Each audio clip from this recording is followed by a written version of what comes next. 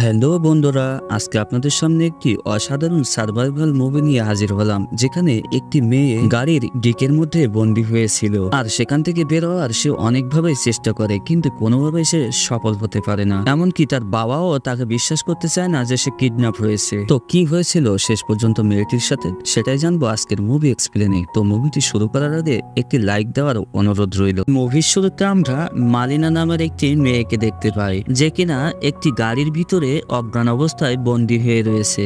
যখন তার জ্ঞান ফেরে তখন সেখান থেকে বের হওয়ার চেষ্টা করে, কিন্তু সে ব্যর্থ হয়, কারণ সে তার নিজের শরীর কোনোভাবে নাড়াতে পারছিল না। এরপর মালিনা দেখতে পায় ম্যাক্স নামের একজন ব্যক্তি তার দিকেই আসছে। ম্যাক্স একজন মাদকাসক্ত ব্যক্তি ছিলেন, আর মালিনা ধারণা করে ম্যাক্সই তাকে অপহরণ করেছে। মালিনা তখন দেখতে পায় তার ট্রাঙ্কের সামনেই একটি আবর্জনার মতো তার মোবাইলটি পড়ে রয়েছে।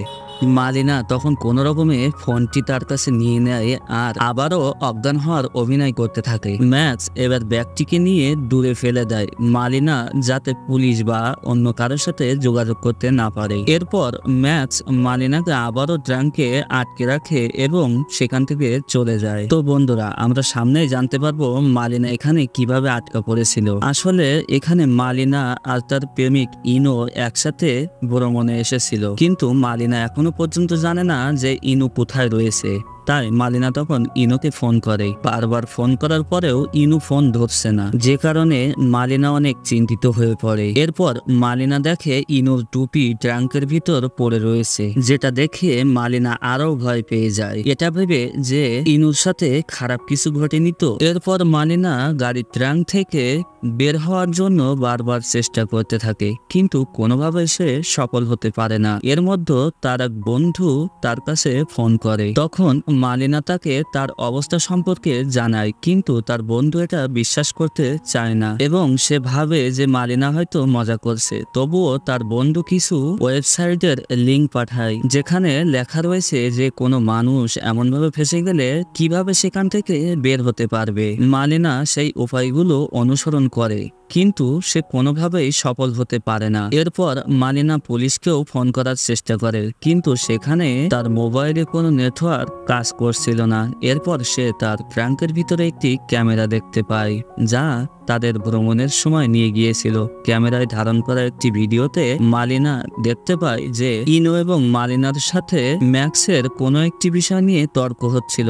এরপর ম্যাক্স তাদের বন্দুকের মুখে অপহরণ করে এবং মালিনাকে জোর করে গাড়ির ভিতরে নিয়ে আসে আর তাকে কিছু পানীয় পান করিয়ে অজ্ঞান করে গাড়ির ট্রাঙ্কে বন্দী করে রাখে। এরপর মালিনার ফোনে হঠাৎ নেটওয়ার্ক ফিরে আসে এবং সে পুলিশকে তার অবস্থা সম্পর্কে জানানোর চেষ্টা করে। আলিশা নামের একজন মহিলা পুলিশ অফিসার ফোন ধরেন এবং মালিনাকে তার অবস্থান সম্পর্কে জিজ্ঞাসা করছিলেন। তবে দুর্ভাগ্যক্রমে নেটওয়ার্ক দুর্বল থাকার কারণে পুলিশ অফিসারটি তার ঠিকানা সঠিকভাবে বুঝতে পারে না।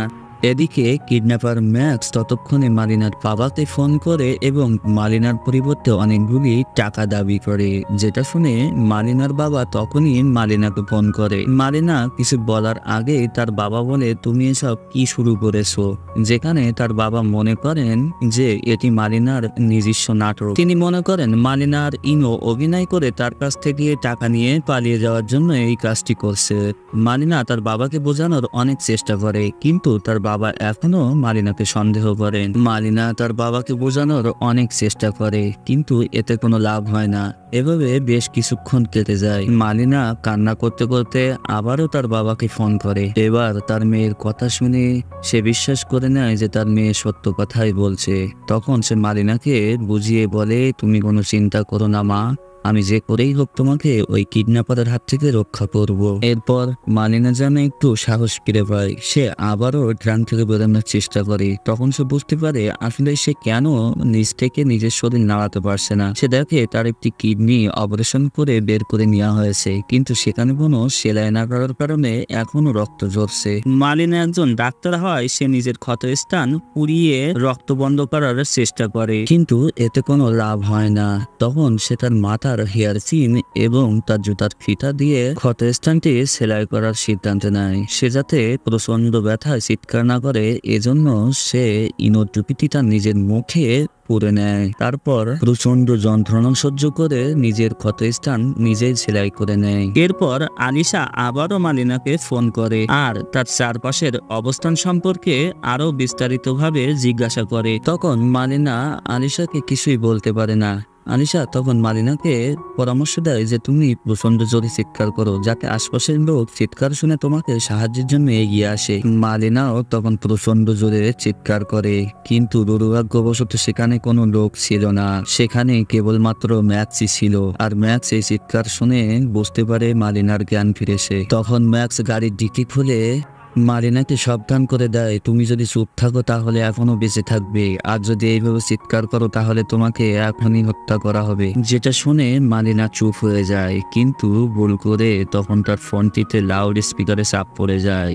মালিনাও প্রচন্ড ভয় পেয়ে যায়। যদি ম্যাক্স শুনতে পায় তখন সে বুঝে ফেলবে তার কাছে ফোন রয়েছে আর ফোনটিও নিয়ে নিবে। কিন্তু সৌভাগ্যক্রমে ম্যাক্স সেটি বুঝতে পারে না আর সেখান থেকে আবার চলে যায়। এবার মালিনা কিছুক্ষণের জন্য বুঝতে পারে যে সে একটি পেট্রোল পাম্পে রয়েছে। তখন সে পুলিশকে ফোন করে এই পেট্রোল পাম্পের কথা জানায়। পুলিশ বলে ঠিক আছে, আমরা এখনই ওখানে একটি টিম পাঠিয়ে দিচ্ছি। এবার পুলিশ মালিনার কাছে তার বন্দী হয়ে থাকা গাড়ির নাম্বার জানতে চায়, যেটা মালিনা জানে না। পুলিশ জানায় তুমি যদি নাম্বারটি কোনোভাবে দিতে পারো তাহলে তোমাকে খুঁজে বের করতে আমাদের সহজ হবে। একথা শুনে মালিনা অনেক ঘাবড়ে যায়, কেননা সে নাম্বার প্লেট তো দিতে পারবে না। আর সে ভাবে তার হয়তো এখানে এইভাবেই মৃত্যু হয়ে যাবে, কেননা তার ক্ষতস্থান থেকে এখনো রক্ত ঝরছিল। তো এরপর আলিশা আবারও মালিনাকে ফোন করে আর তাকে আশ্বস্ত করে সে যেন ভেঙে না পড়ে। কিন্তু এবার মালিনা অনেক বেশি ঘাবড়ে গিয়েছিল। সে এখন ভাবতে শুরু করেছে হয়তো সে আর এখান থেকে জীবিত বের হতে পারবে না। আলিশা বলে না না, এমন কিছু ঘটবে না। যতক্ষণ পুলিশ তোমার কাছে না পৌঁছায় ততক্ষণ তুমি আমার সাথে ফোনে কথা বলতে থাকো। এবার মালিনা তার পাশে একটি ছোট বক্স দেখতে পায়, যেখানে গাড়ি মেরামত করার জন্য ছোট ছোট টুলস রাখা রয়েছে। মালিনা সেখানে একটি লোহার টুকরো খুঁজে পায়। সেটার সাহায্যে সে পেছনের দিকের লাইটের গ্লাস ভেঙে ফেলে আর সেখান থেকে হাত বের করতেই তার হাতে কিছু পানি লেগে যায়। আর সেই পানির সাহায্যে সে তখন তার তৃষ্ণা মেটানোর চেষ্টা করে।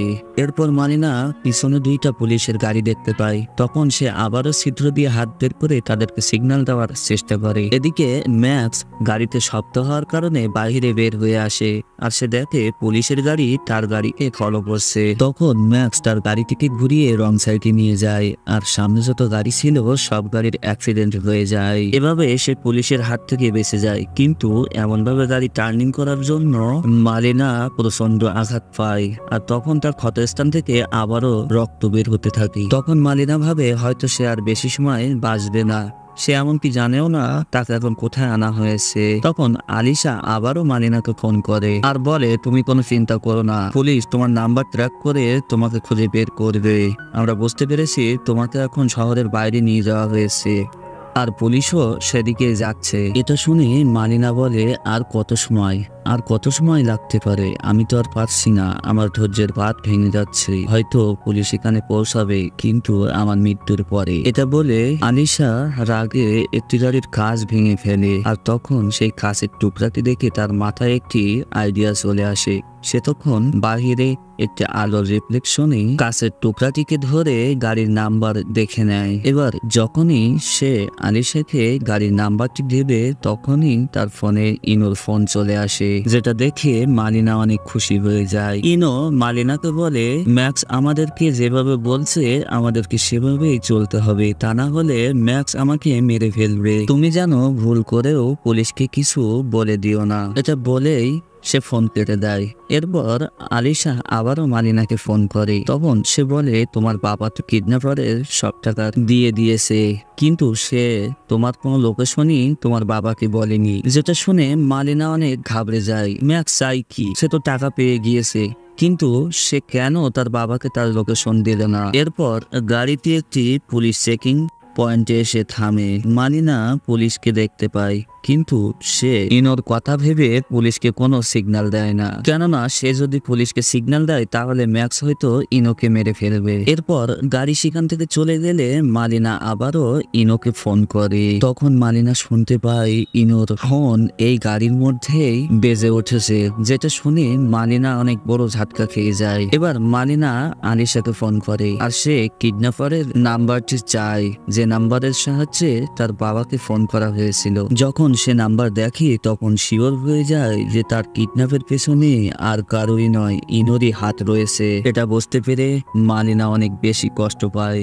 তখন সে ইনোকে ফোন করে আর বলে, তুমি আমার সাথে এমনটা কেন করলে? ইনো বলে যে তুমি যখন সব বুঝতেই পেরেছো তাহলে আর কিছু লুকিয়ে লাভ নেই। হ্যাঁ, আমি ম্যাক্সকে টাকা দিয়েছিলাম তোমাকে অপহরণ করার জন্য, কেননা আমি অনেক বেশি ঋণ হয়ে গিয়েছিলাম। তুমি তো অনেক বড় লোকের মেয়ে, কিন্তু জানি না কেন তোমার বাবা আমাকে পছন্দ করে না। আমার যেহেতু এখনো অনেক টাকার প্রয়োজন ছিল, তাই আমি এটা করতে বাধ্য হয়েছি। তোমার একটি কিডনি বিক্রি করে দিয়েছি আর তোমার বাবার কাছ থেকেও বেশ মোটা অঙ্কের টাকা পেয়েছি। তো যাই হোক, তুমি তো ম্যাক্সের চেহারা দেখে ফেলেছো, এজন্য তোমার মৃত্যু নিশ্চিত। পারলে তুমি আমাকে ক্ষমা করে দিও। ইনোর কথাগুলি শুনে মালিনা অনেক বেশি কষ্ট পেয়ে যায়। সে বলে, কিছু টাকার জন্য তুমি আমার সাথে এমনটি করলে? তুমি যদি আমাকে বলতে তাহলে আমি আমার সর্বস্ব দিয়ে হলে তোমাকে সাহায্য করতাম। তো যাই হোক, আমি ঈশ্বরের কাছে প্রার্থনা করব যেন তোমার মতো সন্তান আর কারোর গর্ভে না হয়। তুমি কি জানো তোমার সন্তান আমার পেটে?